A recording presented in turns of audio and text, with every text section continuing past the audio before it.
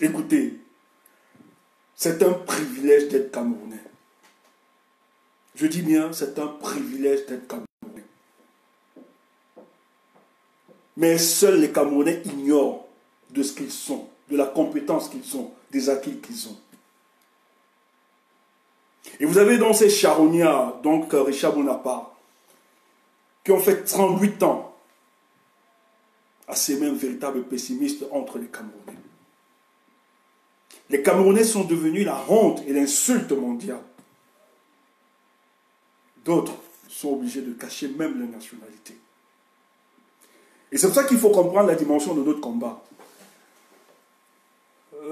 Elle est non seulement un combat pour la libération de notre peuple, camerounais bien évidemment, aussi les peuples africains, mais aussi de restaurer la dignité et la fierté camerounaise que nous sommes.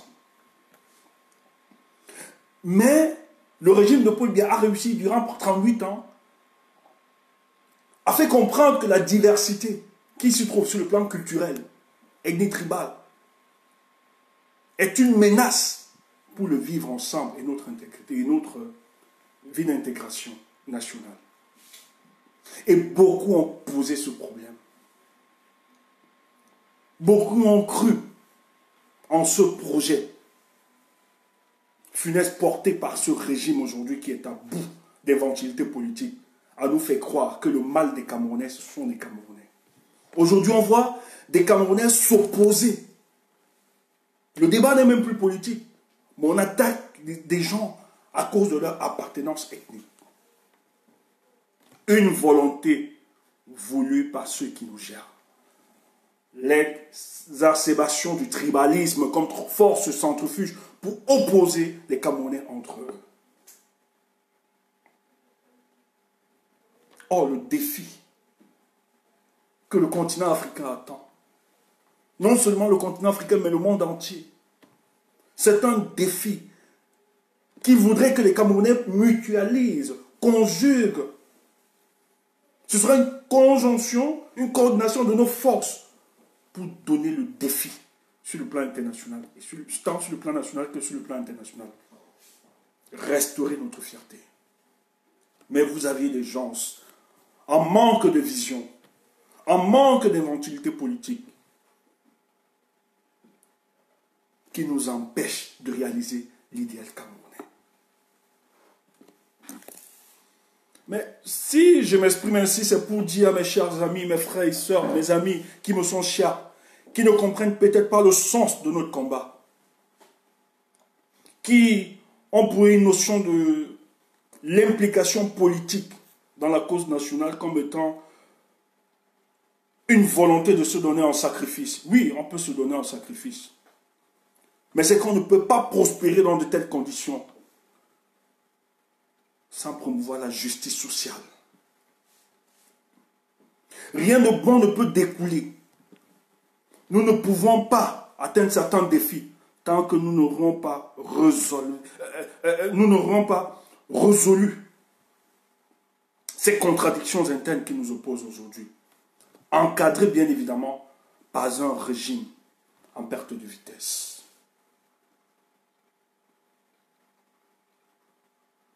Ces propos me permettent d'introduire, de saluer la détermination et le rôle de chaque instrument, chaque individu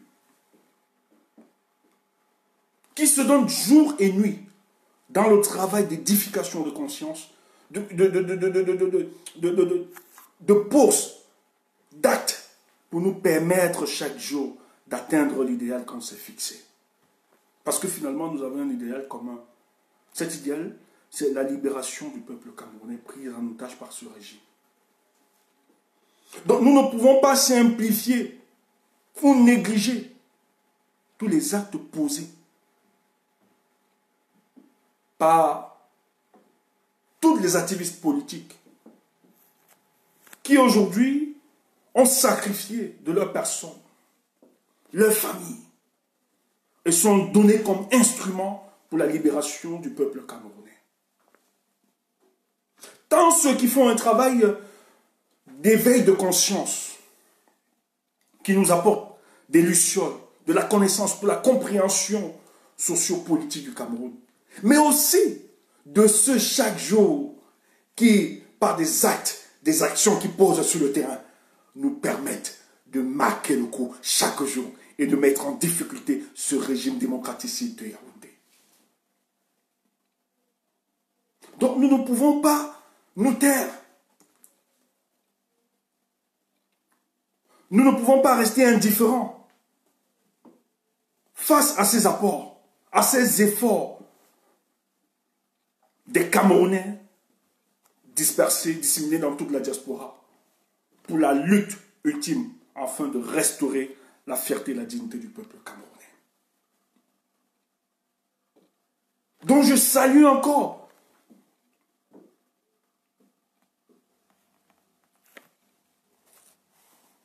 tous ces sacrifices. Le peuple voit, le peuple sait. Et ce sacrifice ne nous permet pas d'attaquer nos frères d'armes. Même si des fois ils peuvent être dans des erreurs. Mais à dire aussi aux frères d'armes, il faut écouter. Il faut écouter. Parce que c'est ensemble finalement que nous donnerons le véritable coup pour la libération du peuple camerounais. Parce que c'est dans la division que ceux-là, ils veulent prêcher dans la division. Ils veulent qu'il y ait une division pour que nous n'atteignions pas notre objectif. On ne peut pas engranger une telle victoire, des petites victoires, au jour d'aujourd'hui, et qu'à la dernière minute, vous faites finalement poser le coup fatal, perdre notre bataille à cause de nos guerres. Que chacun, dans son domaine de compétences, continue de poser des actes qui nous permettront d'avancer. Mais le plus important quand on pose ces actes, c'est de poser la question, en qui ça profite cet acte? Si c'est au peuple camerounais, je me lance. Parce que cette bataille n'est pas une bataille du one-man show, ou bien de la promotion d'un individu, mais c'est pour le peuple camerounais. Et quand le peuple camerounais est au-dessus de nous, nous ne pouvons que saluer toutes les actions qui sont posées au nom du peuple camerounais pour avancer cette lutte. Donc, je soutiens et je salue tous les efforts apportés par les combattants de tous les domaines de compétences. Que ce soit ceux qui éclairent la lanterne des Camerounais et des Africains, mais ceux aussi qui mettent de véritables coups pour faire avancer notre résistance. Tout le monde compte. Et parce que tout le monde compte, on salue ces efforts. Et merci pour vous les internautes qui, vous le peu finalement, qui vous êtes devenus des véritables censeurs de la résistance. C'est vous qui nous permettez de nous remettre en question. C'est vous qui nous rappelez notre condition humaine. C'est vous qui nous rappelez dans des conditions dont nous avions débuté ce combat, afin de ne pas nous prendre la tête. Et ça, nous sommes créés, nous vous remercions, parce que vous êtes finalement notre regard, vous êtes notre miroir. C'est vous qui nous apportez des conseils. C'est vous qui nous interpellez chaque jour. Et ça, nous ne pouvons pas le simplifier. Que vous soyez vrai profil, que vous soyez faux profil, vous faites un travail exceptionnel pour la résistance. Pourquoi je suis sorti aujourd'hui? En fait,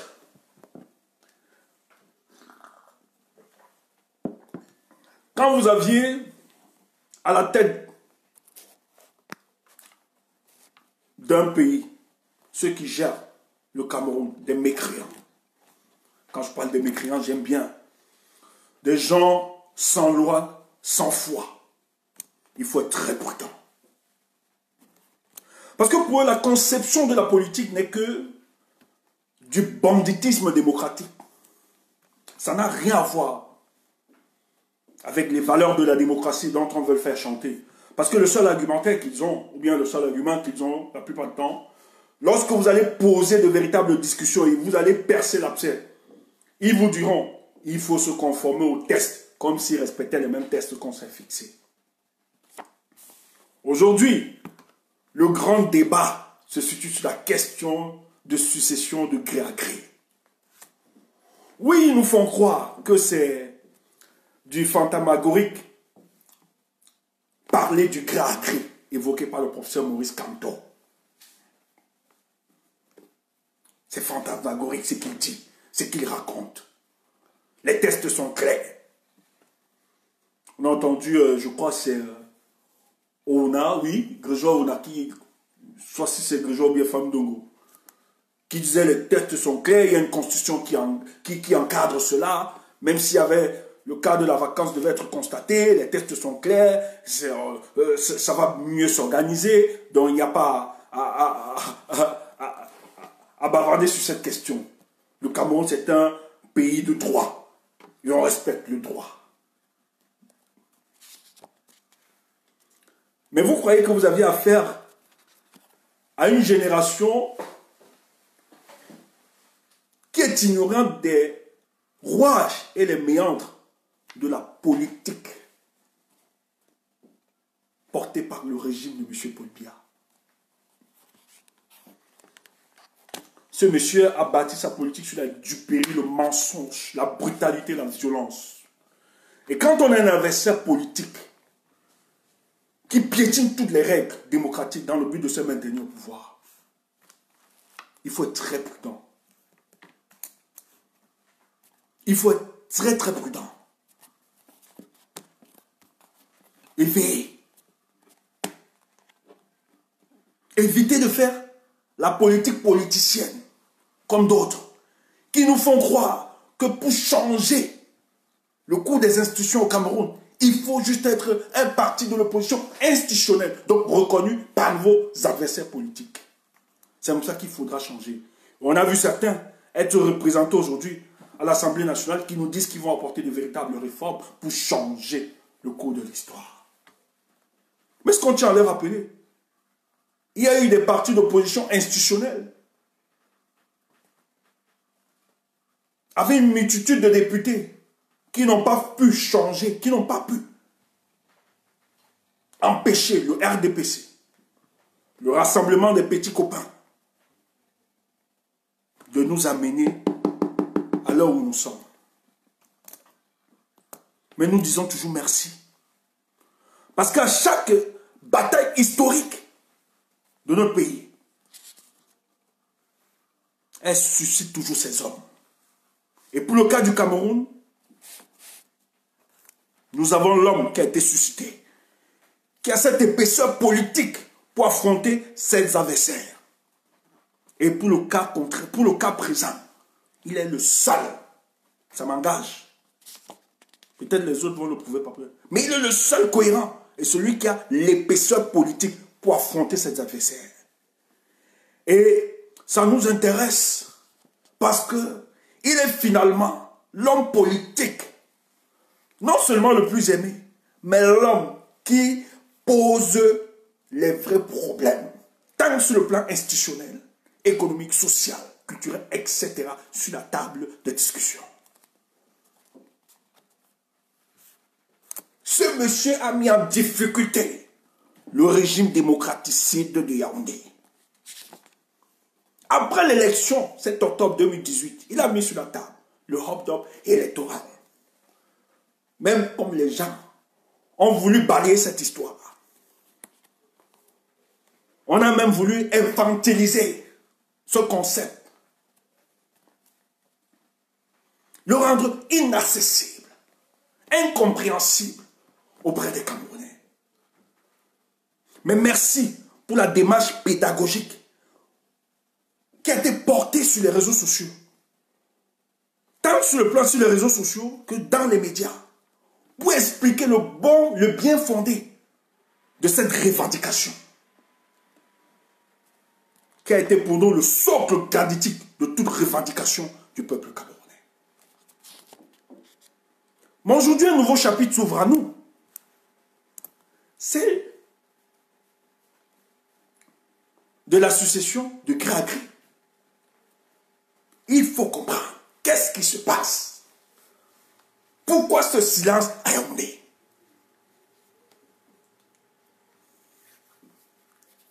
Yaoundé dit que c'est impertinent.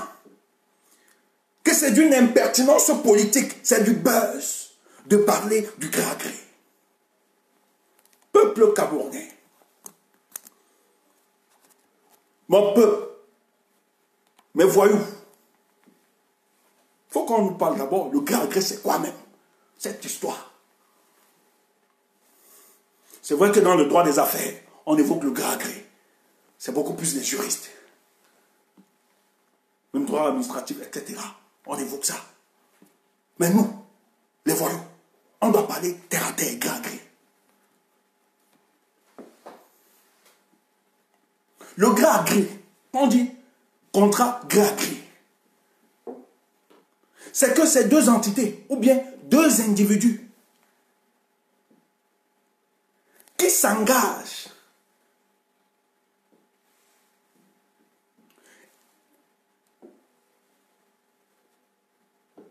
sur des accords. Ça peut être tant commercial, hein, sur le plan commercial, c'est beaucoup, quand on évoque le gré à gré, c'est beaucoup plus le domaine commercial, etc., le droit des obligations et tout, et tout, et tout. Mais c'est deux individus, bien deux entités qui s'accordent et qui fixent les règles dont il n'y a aucune entité derrière. Ils n'ont pas besoin de respecter les lois qui régissent. Donc c'est des individus qui s'asseyent, qui définissent les règles qu'ils doivent respecter. Et signent dans un contrat entre eux. Ils décident. J'explique ça, mes voyous, terre à terre. Donc deux individus s'asseyent, ils disent, ok, je vais acheter tel truc. Bon, on se fixe les règles ensemble. Ils se fixent les règles. Ils oublient, ils écartent les règles qui régissent la société où ils évoluent. Et ils fixent leurs règles. Et chaque partie devra respecter donc les règles fixées dans le contrat. C'est un peu ça le gré à gré. Donc il n'y a pas une tierce personne qui intervient. Peut-être la tierce personne qui intervient, c'est lorsqu'il y aura conflit ou bien un contentieux. Quand on voudra maintenant aller chez le juge. Mais en fonction du contrat qu'on a élaboré, dont on s'est fixé les règles. Personne ne nous a imposé les règles, dont on s'est fixé les règles. On a fait un contrat de gré à gré. Maintenant, sur le cas évoqué sur la succession au Cameroun, une succession de gré à gré. Pourquoi Kamto évoque cela? Il dit que la succession de gré à gré au niveau du Cameroun, vous aviez donc des personnes, ceux qui ont les manettes de la République, qui ont décidé de définir les règles pour remplacer le régime, sans toutefois respecter les règles qui régissent le fonctionnement, le conditionnement, lorsqu'il y a question de dévolution de pouvoir dans un pays.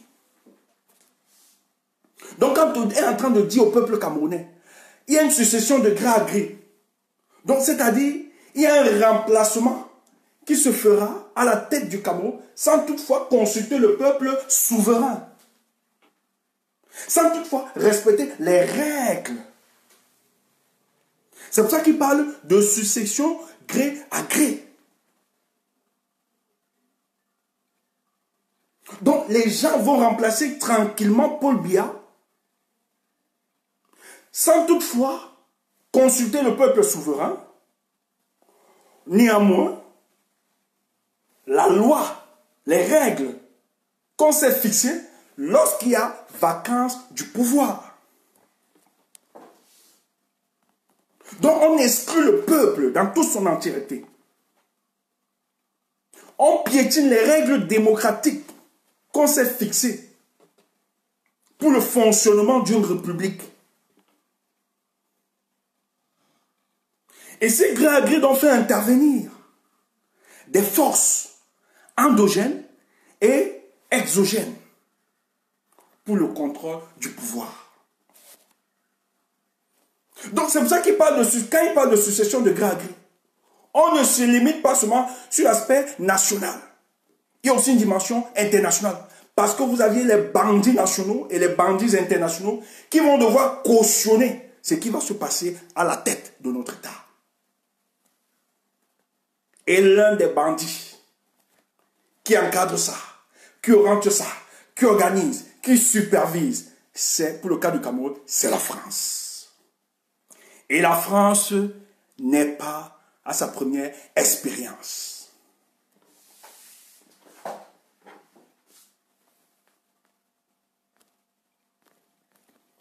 C'est ce qu'il faut comprendre.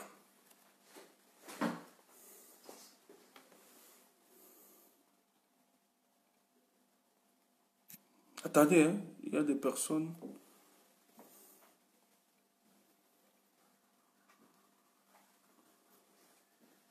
Voilà ce qui se présente pour le cas du Cameroun. Il y a une succession de gré à gré. Donc, vous, le peuple, vous ne serez pas concerné. On balaye. C'est un business entre eux. Et ils auront une caution. Il y a quelqu'un qui va leur donner la caution morale. Un des bandits, la France, pour faire passer cette histoire.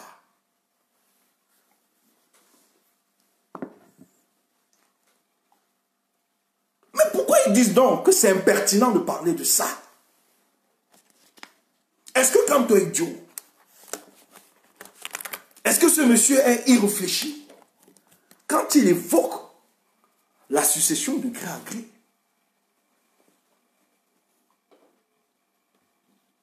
mais avant de comprendre la dimension ou la stature de l'homme politique Maurice Kamto, il est évident de faire constater certains événements qui nous amènent, nous, Camerounais, aujourd'hui, de croire davantage que la question de la vacance du pouvoir doit être constatée au niveau du Cameroun. Il y a des éléments. Donc, si vous dites que pour Kamto, c'est de la pure folie, ou bien c'est de l'hérésie politique en le faisant, sachez qu'il n'est pas le seul. La quasi-totalité des citoyens camerounais pensent que il faut stopper cette manœuvre qui ne respecte pas le peuple camerounais. Parce qu'il y a des éléments qui l'expliquent.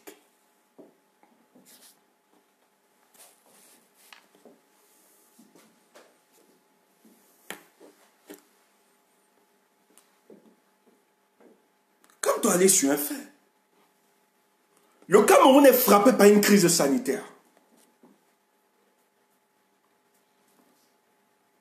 Et la Constitution est claire. Lorsqu'il y a une crise, la disposition constitutionnelle donne droit au président de décréter l'état d'urgence, d'aider en cas de crise. Mais pendant que la crise est frappée, le Cameroun est frappé par cette crise sanitaire, M. Biya a brillé de par son absence auprès du peuple camerounais. On a vu des présidents en état de convalescence prendre les devants, les manettes de la République pour rassurer le peuple, organiser. Mais M. Biya a brillé de tout son absence. Il est resté dans une délégation du pouvoir qui pour nous devient aujourd'hui l'abandon de pouvoir. Il n'est jamais sorti pour rassurer son peuple. Lorsqu'il sort, il devient juste le spécialiste des audiences aux ambassadeurs. Le peuple camerounais, qui soi-disant l'a voté à 71%, ce monsieur n'est jamais sorti pour rassurer ce peuple.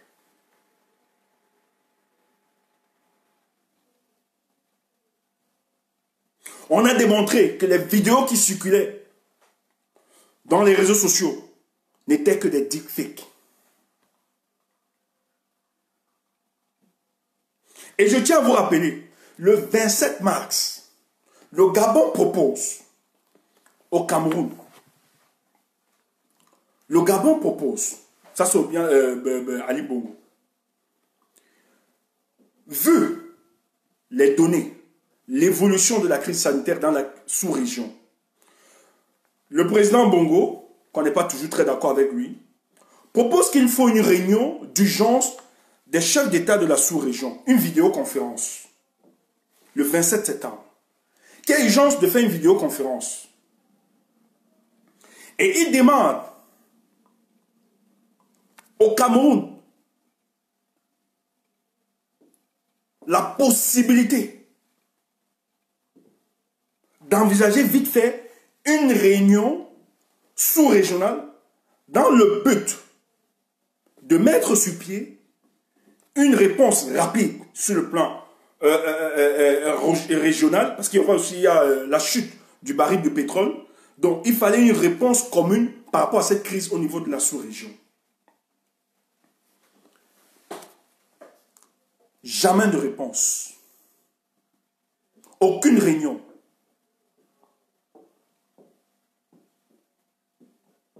C'est resté sans suite.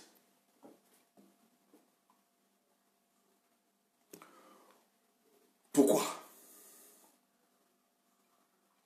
Paul Biya n'est pas là. Vous aviez vu ces pères africains se réunir en vidéoconférence. Paul Biya a brillé. On sait qu'il est absent. Il est d'habitude absent. Il ne se déplace pas physiquement. Quand il y a même des réunions au niveau de... sur le plan continental, l'Union africaine, lorsqu'on est vu, il ne se déplace pas. Mais cette fois-ci, c'était des vidéoconférences qu'il fallait privilégier. Monsieur Paul Biya, même en vidéoconférence, a été absent. Il n'a jamais été présent. Nous avons vu. Les présidents, l'une des dernières réunions, des présidents sont venus de l'Union africaine pour féliciter Rajolina, du président de Madagascar, qui a sorti le médicament Covid organique. Paul Biya a brillé de son absence. Il n'était pas présent. Chaque jour, le peuple demande où est Paul Biya. Sur le plan international, on demande où est Paul Biya. Personne ne le voit.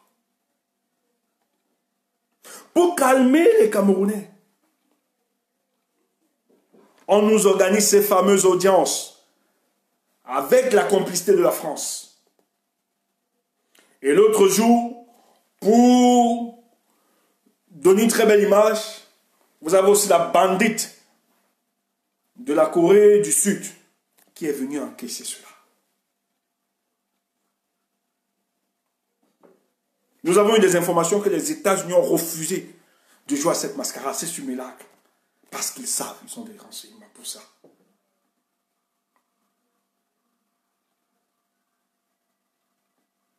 Rien n'avance. Paul Biya n'est pas là.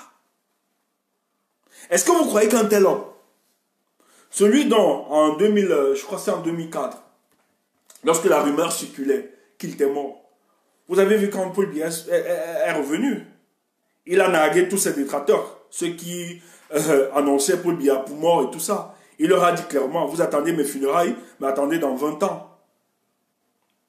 Mais de plus en plus,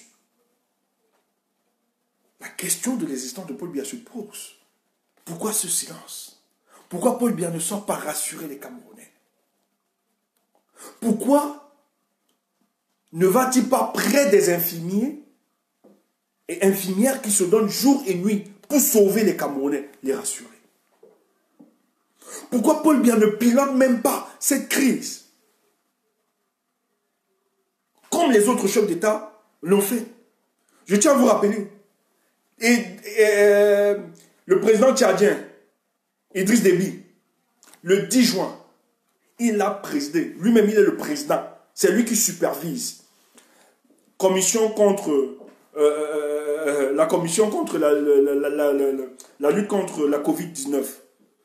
C'est Déby qui préside cela. Il reçoit tous les responsables. Il discute. Il évalue toutes les orientations.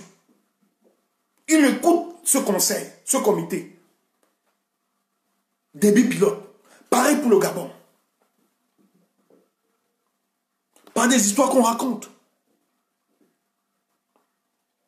Et nous avons les vidéos et les images.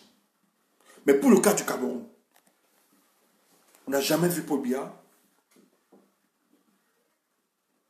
organiser un tel comité. Asseoir les membres du gouvernement, puis une véritable riposte. Il brille par son absence, rien n'est fait, rien n'avance, rien n'est dit.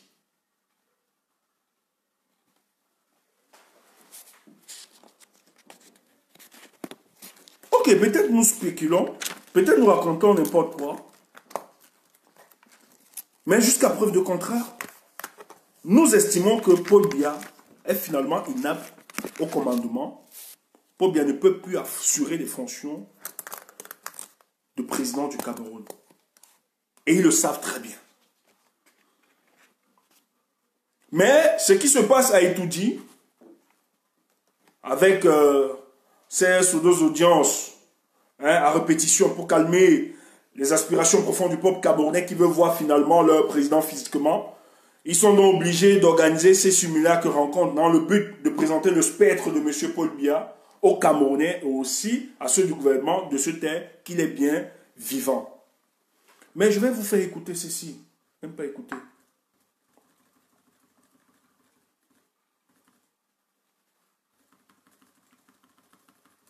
On va lire ensemble.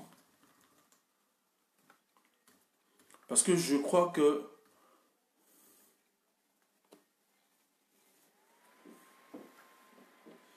nous avons quelqu'un que nous écoutons le plus, qui est le professeur Maurice Kamto. Permettez-moi de revenir sur son discours du lundi, le 1er juin 2020, qui est un discours qui a tapé, qui embasse à l'heure actuelle l'établissement. Et on va vous expliquer ça pour plus tard. Il dit ceci: mes chers compatriotes, à maintes reprises, et récemment encore dans mon adresse du 19 mai 2020, j'ai attiré votre attention sur les manœuvres visant à organiser la succession de gré à gré à la tête de notre pays. Je peux vous dire aujourd'hui, écoutez ça, je peux vous dire aujourd'hui que les choses se précisent. Les artisans du gré à gré sont plus que jamais à l'œuvre. Par ce biais, ils veulent accélérer le cours de l'histoire à leur fin, au mépris de toute règle démocratique de dévotion du pouvoir et des souffrances du peuple camerounais. Je vous dis de vos souffrances.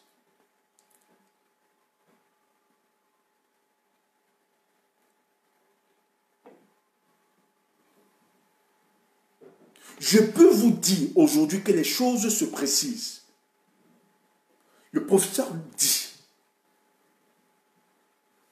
du haut de sa stature, en tant qu'opposant véritable au régime de M. Paul Biya, en fonction des informations qu'il détient, il dit que les choses se précisent aujourd'hui. Que les artisans du gré à gré, dont ceux qui sont dans la planification et l'implémentation du gré à gré, sont plus que jamais à l'œuvre. Le professeur Maurice Kamto dit que aujourd'hui, qu'on soit dans ce silence ou bien dans le fonctionnement de l'État, il tire l'attention des Camerounais, a fait savoir que ceux qui sont dans la planification et l'implémentation du gré à gré sont aujourd'hui à l'œuvre pour faire passer cela. Ils veulent accélérer le cours de l'histoire à leur fin, au mépris de toute règle démocratique.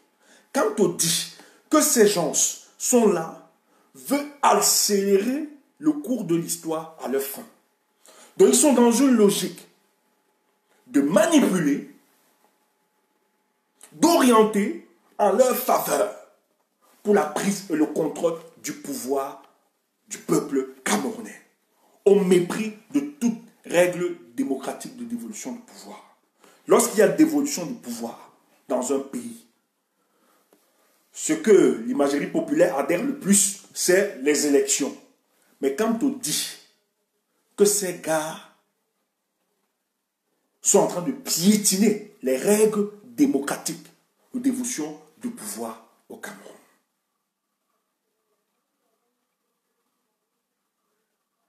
ils continuent. Écoutez bien. Parce qu'ils estiment que c'est du pur fantasmagorie. C'est fantasmagorie ce qu'il est en train de raconter le professeur Maurice Kamto. Ça n'a rien à voir. C'est impertinent. C'est déconnecté de la réalité. Mais je tiens à vous rappeler, Un tel homme ne peut pas prendre sur lui de parler de succession de gré à gré s'il n'a pas des informations. C'est quelqu'un qui aspire à être à la tête du Cameroun. Donc, qui est prêt, qui a une certaine proximité des dossiers sensibles. Et quand vous aviez à la tête, c'est bon de le rappeler, des gens qui estiment, qui ne prennent pas la politique comme étant ce moyen de la gestion de la cité avec toute transparence, mais qui utilisent la politique comme moyen d'accéder à une plateforme financière ou bien un poste de nomination, et bien une sphère de pouvoir dans le but de mater le peuple, c'est très différent. Ils sont donc obligés de prendre des règles ou bien des contournements autres que démocratiques pour se maintenir à la tête de notre État. Donc c'est des gens qui ne vont pas respecter ces règles. Ils s'en fichent pas mal des notions de démocratie que vous évoquez chaque jour. Le plus important pour eux, ils ont la réalité de pouvoir comment faire pour confisquer ce pouvoir et empêcher que le peuple puisse définir ou bien élire de manière démocratique l'homme que le peuple aimerait voir à la tête du Cameroun. Et ça, quand tu interpelles. Qu'il soit clair pour tous, nous n'accepterons jamais aucune forme de succession de gré à la tête de l'État. Qu'il soit clair pour tous, nous n'accepterons jamais aucune forme de succession de gré à la tête de l'État. Pourquoi je le lis? C'est très important. Pourquoi je reviens sur le discours? En fait, c'est pour vous faire comprendre. Parce que mon objectif aujourd'hui, c'est de vous démontrer et vous expliquer qu'est-ce qui bloque aujourd'hui à Yaoundé pour que les choses n'avancent pas. Ces mécréants sont en train de tout faire. Mais qu'est-ce qui bloque pour qu'ils n'arrivent pas, finalement, à égorger la Constitution, à tripatouiller les tests, ou bien à atteindre leurs objectifs? Et quel est le rôle à jouer dans les jours qui viendront? Parce qu'aujourd'hui, ce qu'il faut comprendre, c'est que nous sommes dans une guerre d'usure. Ils sont coincés. Mais c'est important de le lire pour comprendre qu'est-ce qui empêche. Quand je vais lire, je vais revenir sur... On va revenir sur l'Assemblée. Qu'il soit clair pour tous, nous n'accepterons jamais aucune forme de succession de gré à la tête de l'État. Et le dit avec assurance, avec détermination. Vous avez écouté le discours de manière visuelle. Nous nous dresserons contre toute manipulation, même constitutionnelle, tendant à la cession à la fonction suprême par des moyens autres qu'électifs. C'est clair.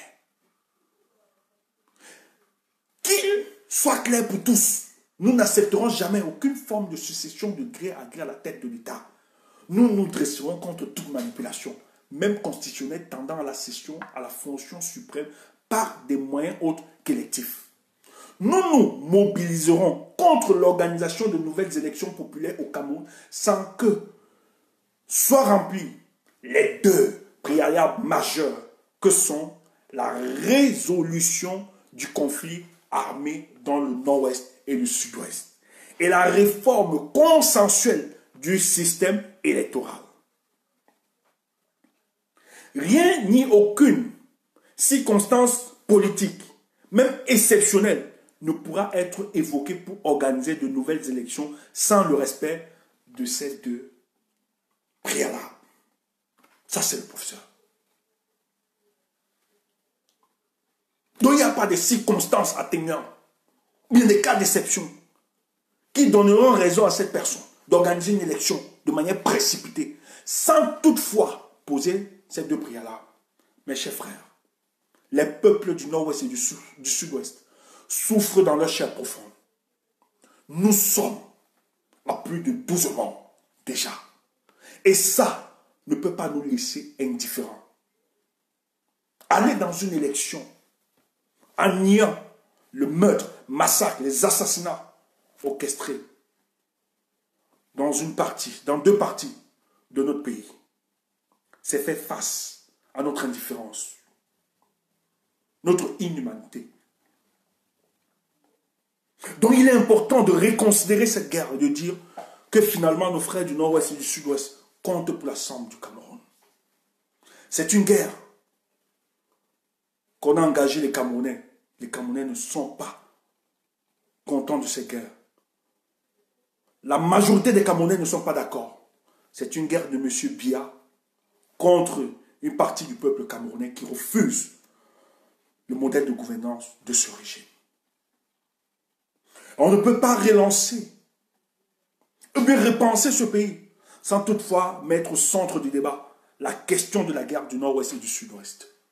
Et c'est pour ça que nous pouvons saluer, dans les deux préalables du professeur Maurice Kamto, il a inclus les peuples du Nord-Ouest et du Sud-Ouest parce qu'ils sont camerounais et comptent de ce territoire. Et c'est tellement bien architecturé que Kamto nous fait comprendre que la vie de tout être humain compte. Donc il faut d'abord parler de ça. Mais allez voir, la dernière fois, la dernière élection, vous aviez d'autres qui ont balayé la question de la guerre dans le nord-ouest et le sud-ouest du Cameroun, sont allés à cette élection, sans toutefois poser ses préalables. Oh, si on était sérieux. Si on était ce politique qui est là parce qu'il compte porter les orientations et les aspirations du peuple, on pouvait se regarder et dire on fait un recul. Notre poste de député ou bien de maire ne compte peu dans cette république qui chaque jour verse le sang de nos compatriotes. Mais ce monsieur s'est sacrifié. Ce monsieur a dit, je n'irai pas à cette élection, quelles qu'en soient toutes les conséquences qui peuvent en suivre. Le plus important pour moi, c'est que les Camerounais retrouvent la sérénité. Et comme deuxième conditionnalité, il dit la révision de manière consensuelle du système électoral. Vous êtes sans ignorer qu'au Cameroun, le code électoral qui nous a été imposé a été l'imposition de manière unilatérale de M. Biya, sans toutefois consulter toutes les composantes sociologiques et politiques au Cameroun. C'était une imposition où ils avaient taillé sur mesure un code électoral qui donnait encore les voies et les moyens à M. Paul Biya de contrôler son héritage politique.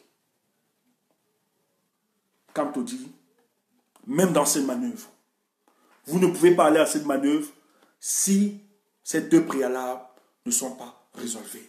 Je tiens à vous informer que ce matin encore, je prenais cette information que dans la ville de Bamenda et dans le sud-ouest, on a une recrudescence de la violence. Peut-être les médias n'en parlent plus, parce qu'on sait très bien ce que les journalistes subissent là-bas. Mais nous recevions encore que ça ne va pas dans cette deux régions. Le radicalisme, l'extrémisme et la volonté de vengeance de cette population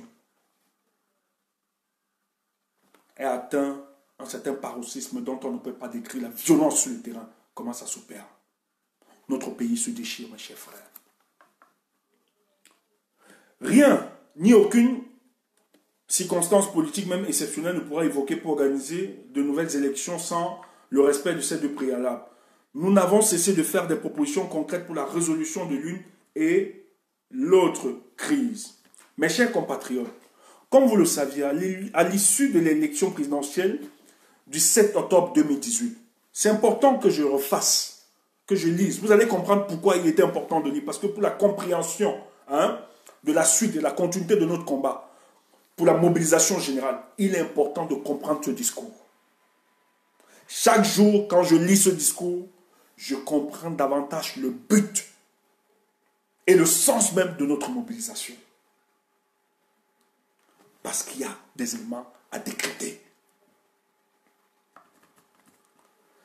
Comme vous le saviez, à l'issue de l'élection présidentielle du 7 octobre 2018, le Conseil constitutionnel a porté un coup dur à la démocratie camerounaise en déclarant vainqueur un candidat qui n'avait pas réuni la majorité des suffrages dans les urnes. Il insiste. Il dit, écoutez, c'est le discours fait par le professeur Maurice Kamto, le 1er juin 2020, donc 2 ans, donc disons, de 1 an, quelques mois, 2 ans, presque 2 ans, après l'élection présidentielle. Les gens veulent dire qu'on balaie le hop-top électoral. Vous êtes, ça tient dans vos têtes là.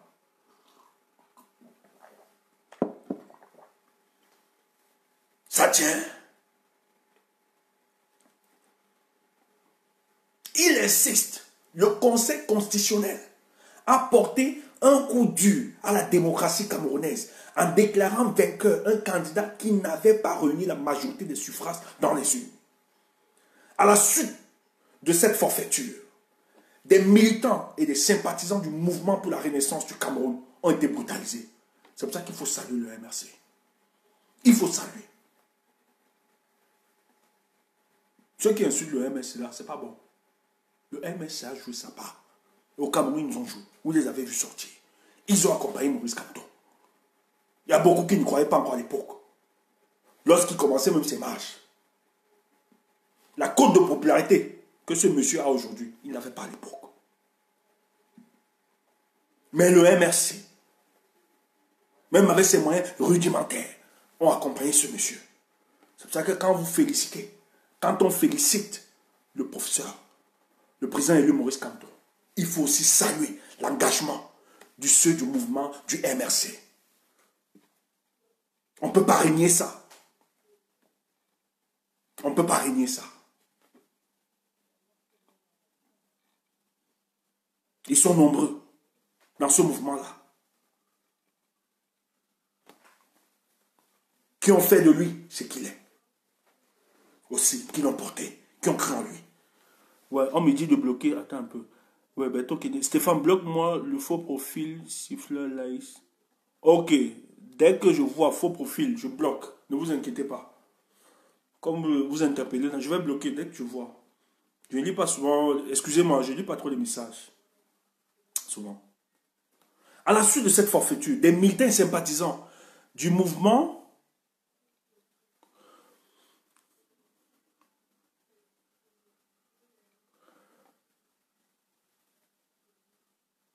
À la suite de cette forfaiture, des militants et des sympathisants du mouvement pour la renaissance du Cameroun ont été brutalisés, torturés, puis également jetés en prison pour avoir protesté pacifiquement contre ce hold-up électoral, contre la guerre dans le Nozo et contre la prévarication des ressources dédiées à l'organisation de la CAN des Nations Unies, finalement retirées au Cameroun.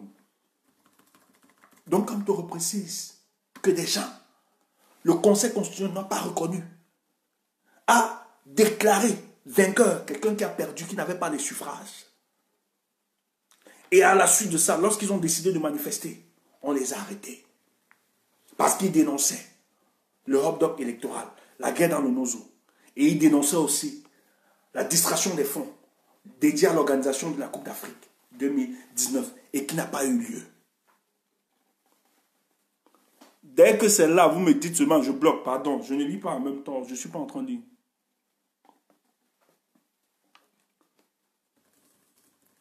C'est important. Je pense qu'on a encore quelques. Mais vous êtes restés debout, fiers de mener le combat pour la libération de notre pays. La réponse exceptionnelle que vous aviez massivement apportée à l'appel du boycott du double scrutin législatif et municipal du 9 février 2020, que le MRC a lancé le 25 février 2019, en est une preuve irréfutable. Hein, loin en bas, elle est là. Ah là là. Dès que je vois, je bloque. Excusez-moi, je vais bloquer. Il dit très bien. Mais vous êtes restés debout. Fiers de mener le combat pour la libération de notre pays. La réponse exceptionnelle que vous aviez manifestée. Il dit que la concrétisation de votre contestation, la preuve que la majorité des Camerounais ont rejeté ce régime. Vous l'avez démontré à la dernière élection. Et vous avez les chiffres. On ne revient plus dessus. Il y a un taux d'abstinence incroyable. Les Camerounais n'ont pas répondu. Les Camerounais ont écouté le mot d'ordre lancé par le professeur Maurice Kamto. Lancé par le professeur Maurice Kamto. Vous avez martelé et réitéré votre nom au hold-up électoral.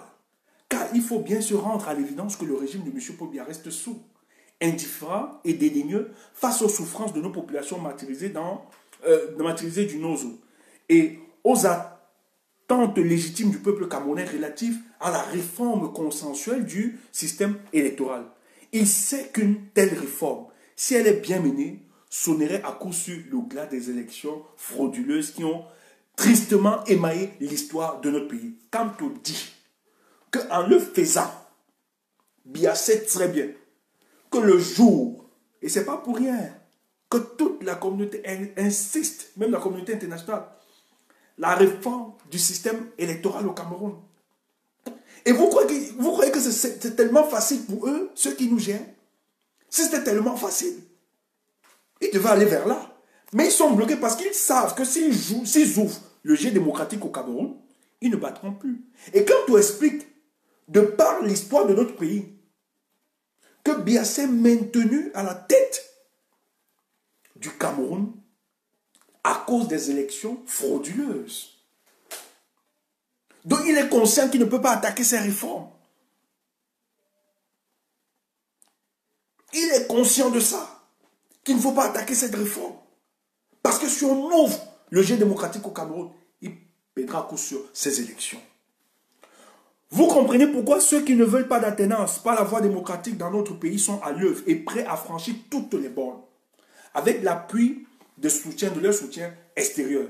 Peuple, écoutez, vous comprenez pourquoi ceux qui ne veulent pas d'alternance par la voie démocratique dans notre pays sont à l'œuvre et prêts à franchir toutes les bornes avec l'appui de leur soutien extérieur. Écoutez, aucune dictature ne peut se comporter comme la nôtre, avec des pressions que nous savons, si elle n'a pas une puissance étrangère, qui a une certaine diplomatie reconnue de par le monde qui la protège.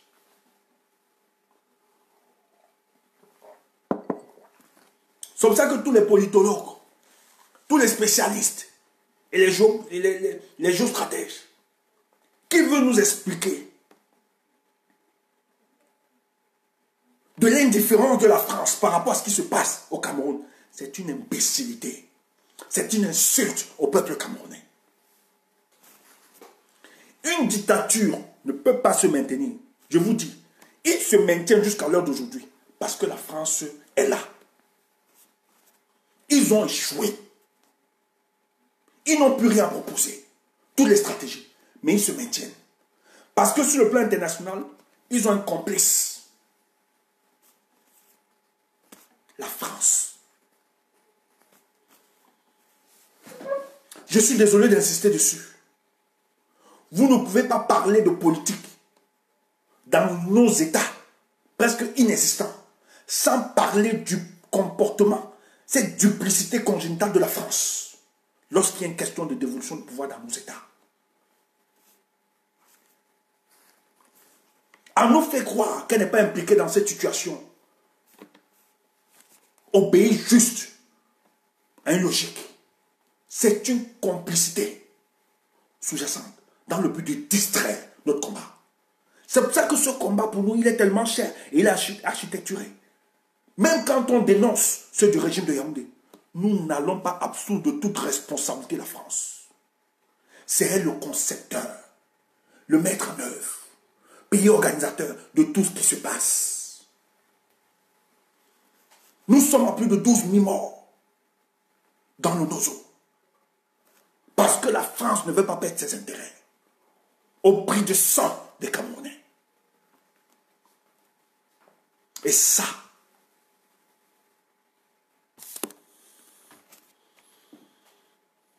il faut faire de la diplomatie avec votre langue. En ces temps modernes, on tue nos compatriotes. On les assassine.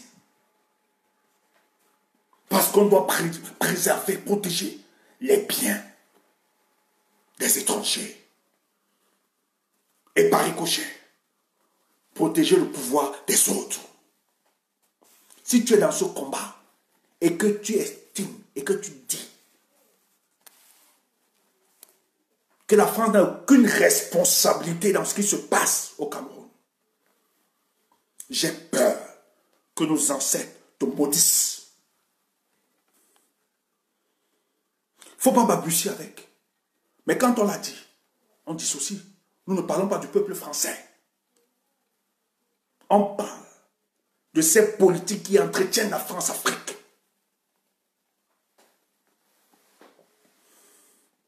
Et ce qui se passe au Cameroun, on laisse pourrir la situation. Parce que, bien évidemment, on ne veut pas poser à la tête de cet État l'homme qui pensera peuple, qui dira peuple, dans toutes ses orientations politiques.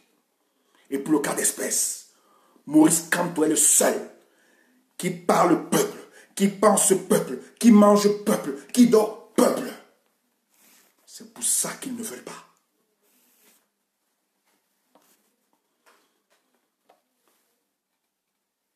Ce système france-africain qui a décimé nos parents,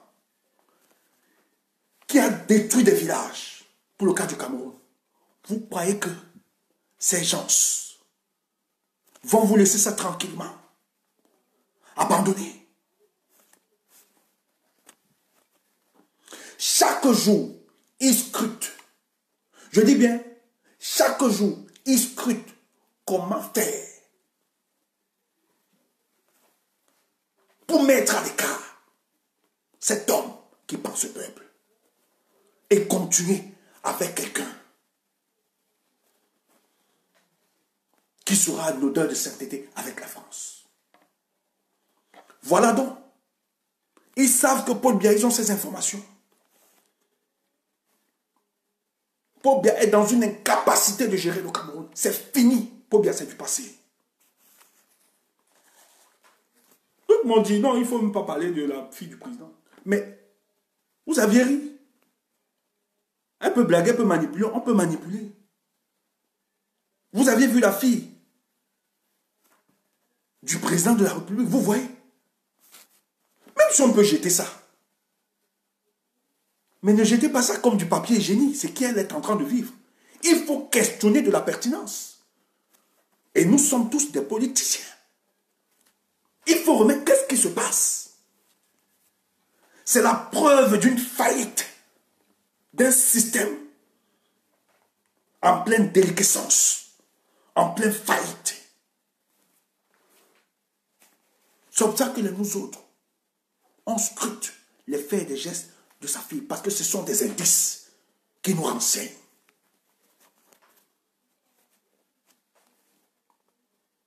Vous avez vu la vidéo? Comment le gars du corps parlait à cette fille? C'est vrai qu'elle est sur effet de psychotropes, elle prend trop de psychotropes.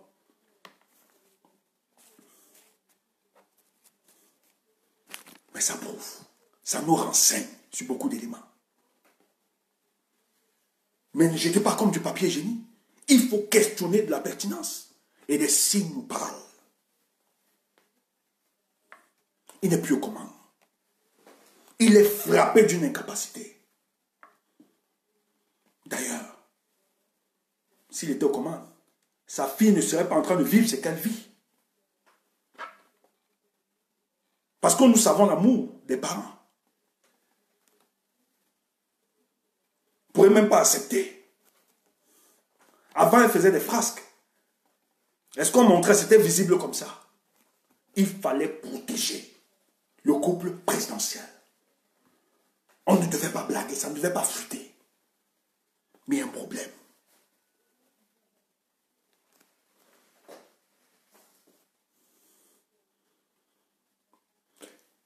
Donc il dit très bien, avec les complices, sur le plan international, et avec l'appui de leur soutien extérieur, tout cela est en train de se dérouler sous vos yeux.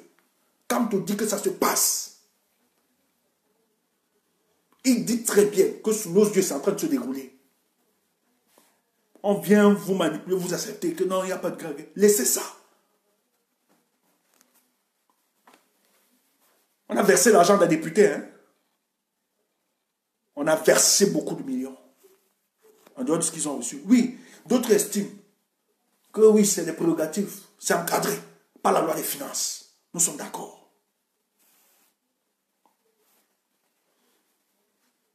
Que c'est encadré par la loi des finances. Le Cameroun est sur perfusion financière et la dernière perfusion est en train de finir. Il n'y a pas de ressources, il n'y a pas d'argent. C'est difficile. les partenaires sérieux refusent de financer ce pays. Parce qu'il n'y a pas de stabilité politique.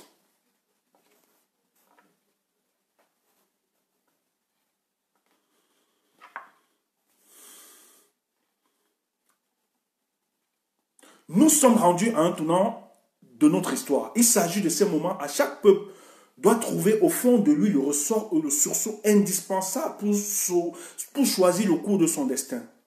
Par notre vigilance collective et notre sens de devoir patriotique, c'est ce que nous faisons. Et nous le faisons bien. Nous devons épargner à notre pays un nouveau désastre de presque un demi-siècle qu'on lui prépare à travers l'usurpation du pouvoir.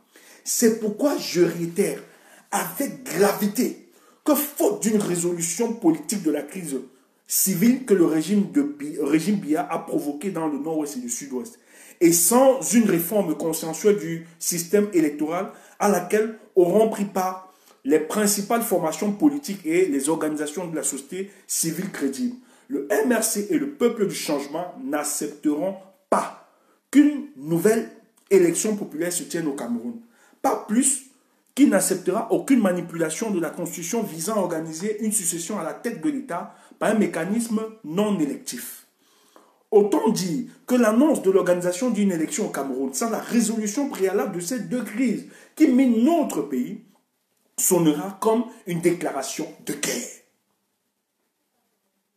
Il dit très bien, si ces deux préalables ne sont pas résolus, il dit que c'est une déclaration de guerre. J'arrive. Pourquoi j'évoque ça? Et tous ceux qui engageront le pays dans une telle aventure en répondront devant notre peuple et devant l'histoire. Trop, c'est trop.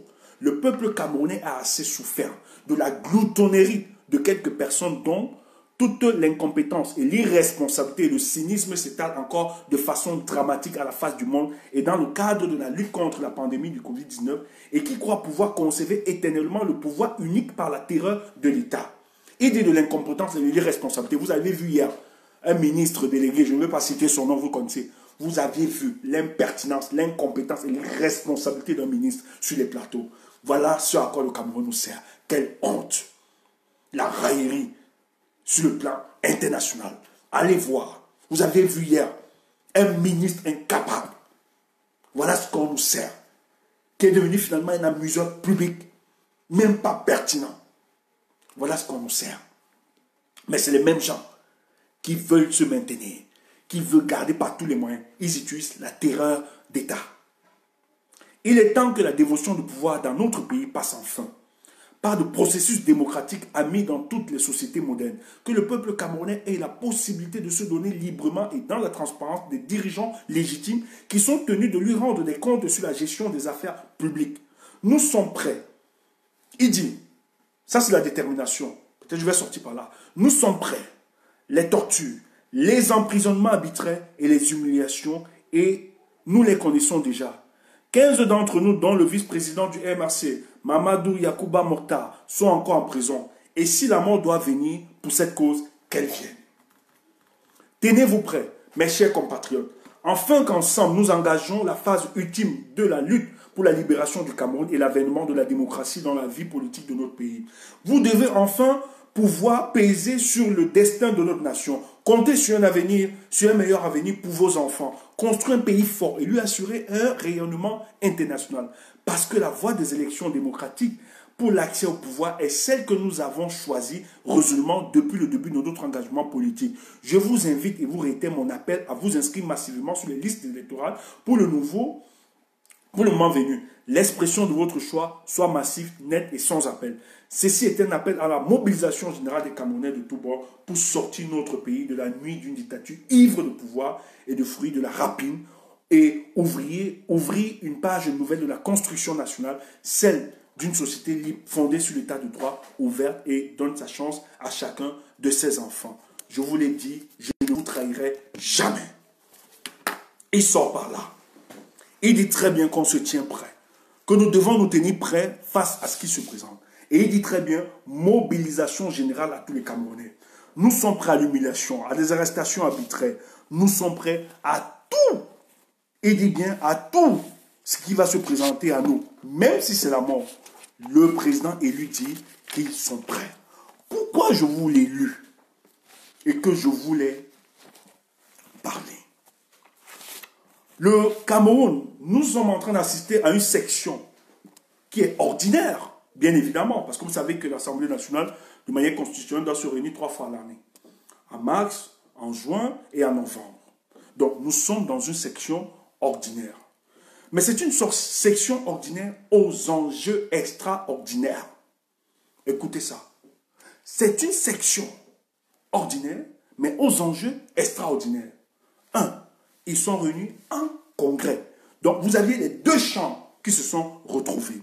Et qu'est-ce que la Constitution du Cameroun dit dans son article 14, l'alinéa 4? Article 14, alinéa 4. Qu'est-ce qu'il dit? Je vais sortir par là. Les 2 chambres du Parlement peuvent se réunir en congrès à la demande du président de la République. Il y a 3 cas. J'espère, il y a peut-être, je pense que beaucoup des camarades vous l'ont peut-être expliqué, mais je vais réinsister dessus.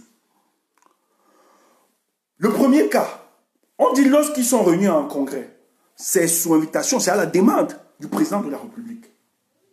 Et il dit qu'il y a 3 cas. Le premier cas, pour entendre une communication ou recevoir un message du président de la République. Ce n'est pas le cas de ce qui se passe à Yaoundé. Pour recevoir le serment d'un membre du Conseil constitutionnel. Oui. C'est ce qui se passe. Vous avez le professeur Joseph Ouna, membre du Conseil constitutionnel qui doit faire une prestation de serment. Et c'est ce qui doit se faire. Donc c'est pour ça qu'on a invité un congrès. Parce qu'un des membres qui doit remplacer Akamefoun qui est mort doit faire une prestation de serment. Il y a un 3e cas qui dit, pour se prononcer sur un projet ou une proposition de révision constitutionnelle. Et comme on dit, une succession de gré à gré se prépare sous nos yeux.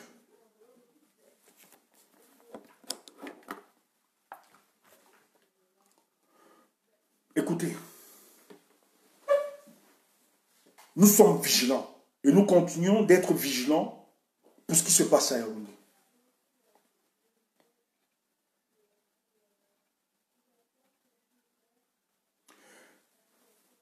Ce qu'il faut comprendre,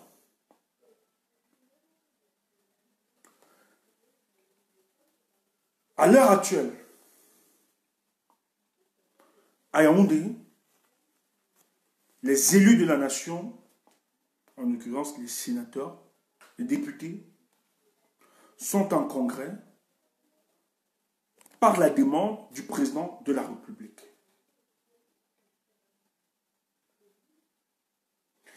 Et les textes sont clairs, disent que cette demande ne peut qu'être faite sur 3 orientations. Première orientation, pour entendre une communication ou recevoir un message du président de la République.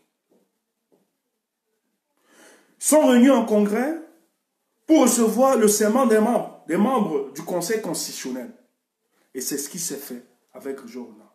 Mais ensuite, pour se prononcer sur un projet ou une proposition de révision constitutionnelle. Peuple, les rapports que nous avions eus, qui remontent, le régime de Paul Biya, ils sont très embarrassés.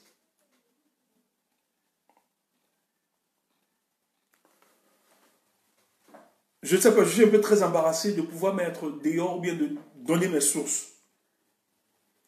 Sinon,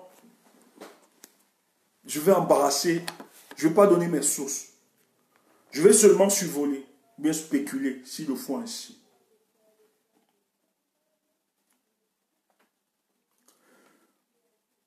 Les notes de renseignement reçues par ce régime sont telles que, après la sortie du 1er juin du professeur élu Maurice Kamto, du président élu, du professeur Maurice Kamto.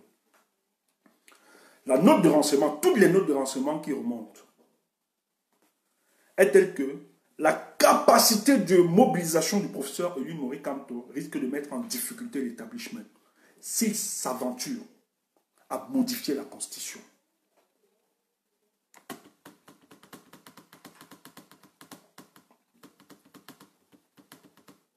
Il y avait un projet de modification de la Constitution. Conseillé par les puissances étrangères, en l'occurrence les Français. La note de renseignement qu'ils ont reçue,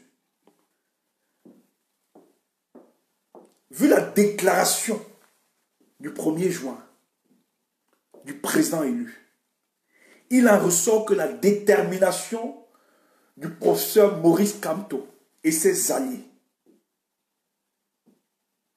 bénéficiant du soutien populaire, mettra en difficulté la marche et la continuité de l'État du Cameroun.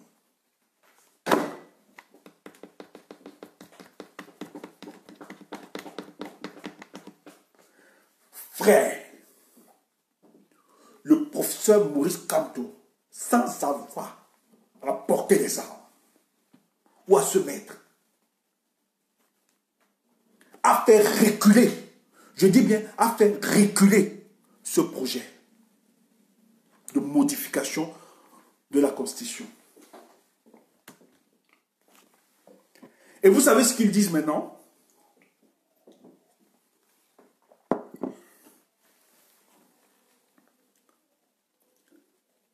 Il veut faire croire aux Camerounais que c'était de l'impertinence politique de M. Kamto à fantasmer sur une probable modification de la Constitution. Donc on veut faire passer le président élu comme étant un plaisantin politique. Or, les notes de renseignement qu'ils ont reçues, même si on veut bluffer un moment, ils ne se mentent pas. Toutes les notes de renseignement et des conseillers étrangers à ce régime-là leur ont dit que vous avancez dans cette démarche, le Cameroun, la continuité de l'État du Cameroun sera mis en difficulté à mal. Cet homme est déterminé. Et le peuple, il a la quasi-totalité du peuple camerounais qui devait sortir. Je ne sais pas si vous écoutez. Écoutez, il faut des hommes. Je ne sais pas comment on va comprendre la politique que mène ce monsieur. Vous pouvez l'insulter. Vous pouvez raconter tout sur ce monsieur. Mais il a de l'avance. Et il livre des batailles sans avoir à se déplacer. Qui portent des coups. Même quand beaucoup sont dans une incompréhension de ce qui se passe. Dans Yaoundé, on ne va pas modifier. Je mets quiconque à défi. Ils ne peuvent plus. Quand on a pris de l'avance. Ils ont écouté les autres. On leur a dit, dans toutes les notes de renseignement, je tais les sources. Vous les aurez peut-être bientôt. On leur a dit, une telle aventure mettra en difficulté ce régime. Et vous allez tomber.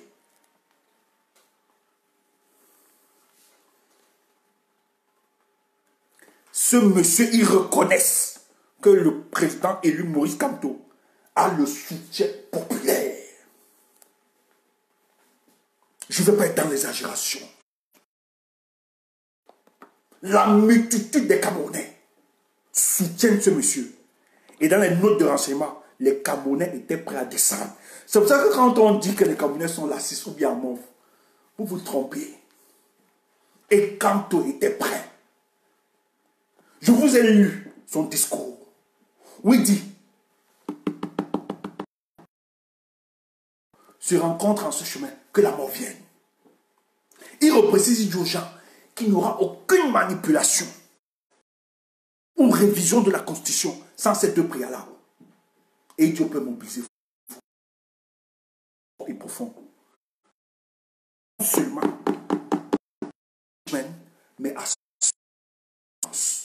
Et ils ont observé un recul considérable. Donc, le congrès à Yaoundé, ils vont vous dire que non, c'était pour la prestation de serment. C'est pour ça qu'ils sont revenus pour l'autre. Mais derrière la prestation de serment, il y avait un projet de retouche de la constitution camerounaise dans le but d'empêcher que les règles démocratiques s'exercent. Et Kamto a mis en difficulté. Mais quand on l'a dit, on reste prudent et vigilant. Ils ont reculé. Ça, c'est l'information que nous avons. Mais nous avons nos informateurs. Nous restons vigilants. La mobilisation continue. Mais ils ont reculé. Voilà donc l'homme qu'on vous dit qu'il est issu d'un petit parti.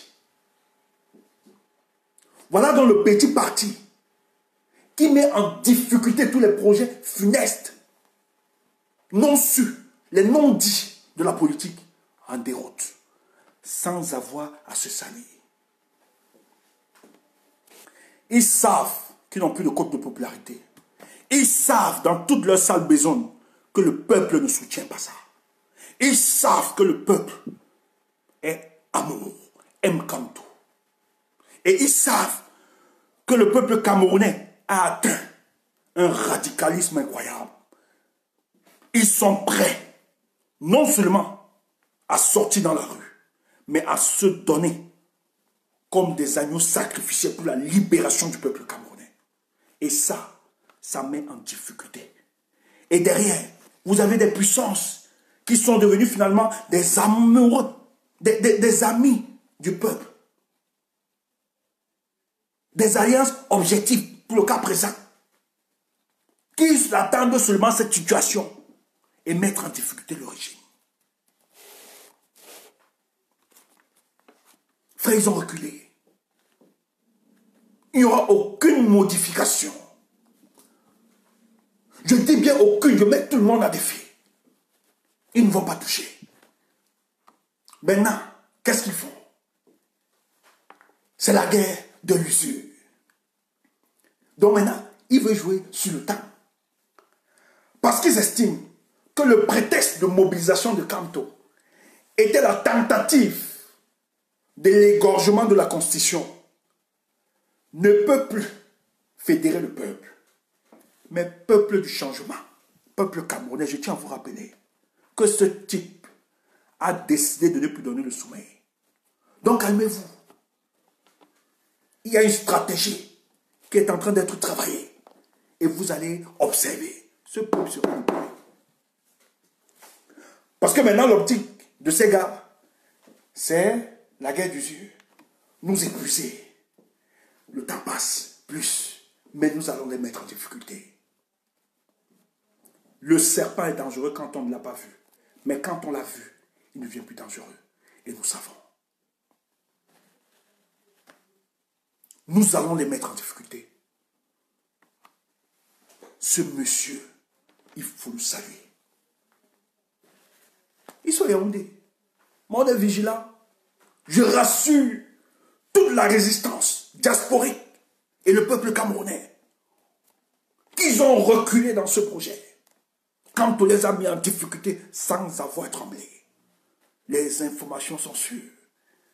Les conseillers, Capialon, que ce soit les externalités, que ce soit à l'intérieur, les notes étaient claires.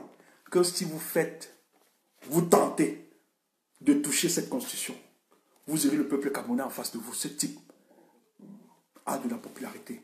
Il est prêt à mobiliser le peuple. N'essayez pas. Peuple, on va jouer. Mais nous n'allons jamais laisser ces gens